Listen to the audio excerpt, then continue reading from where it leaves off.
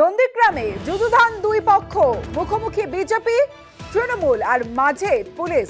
পুলিশের সামনে go back slogan. নন্দীগ্রামে অশান্ত এলাকায় তৃণমূলের দল, পুলিশের সামনে বিক্ষোভ বিজেপি।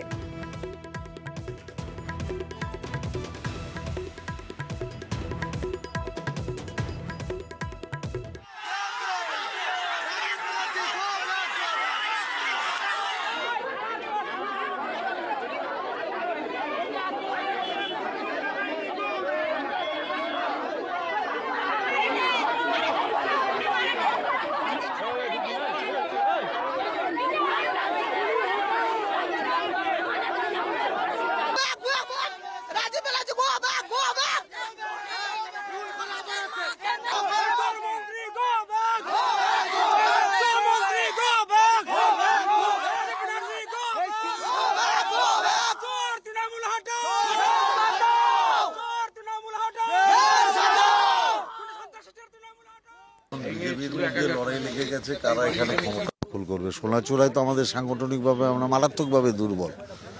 একটা ঘটনাকে কেন্দ্র করে, নিজেদের মধ্যে লড়াইকে কেন্দ্র করে আরও সন্ত্রাসের পরিবেশ তৈরি করা হচ্ছে, যাতে ভোটাররা এই সন্ত্রাসের বিরুদ্ধে ভোট দিতে ভোট কেন্দ্রে না যায়।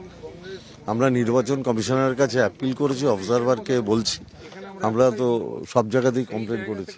এই ঘটনা খুবই দুঃখজনক, কিন্তু এটা হচ্ছে সোনাচূড়া, যেহেতু টোটালটাই বিজেপির কন্ট্রোলে, এই সোনাচূড়া কার হাতে থাকবে এই নিয়ে আদি নব্য বিজেপির লড়াই। অভিযুক্তদের সঙ্গে করে নিয়ে তো তিনি নিজে মিটিং করছেন এখন। আমি একটা নাম লিখে দিয়ে দিলাম মানে আর তদন্ত হলো না আর তারা দোষী হয়ে গেল, সে তো নয়। খুনের ঘটনায় যারা দোষী সেটাও যেমন দোষ, আবার তারপরে যেভাবে পরিকল্পিত করে সন্ত্রাস তৈরি করে, মুক্তাঞ্চল তৈরি করে, পুরোপুরি একদম সেই আগের কায়দায়, হারমাদদের কায়দায় যেভাবে বিজেপি একটা প্ল্যান সাজিয়েছে আগামী ভোটে যাতে তৃণমূল কংগ্রেস এখানে এজেন্ট দিতে না পারে, যাতে ভোটাররা বেরোতে না পারে, এই যে পরিকল্পনা, সেই পরিকল্পনার পিছনেও কারা রয়েছে এবং যারা এই কাণ্ডগুলো ঘটিয়েছে তাদেরও যথাযথ ব্যবস্থা নেওয়ার দাবি জানাই।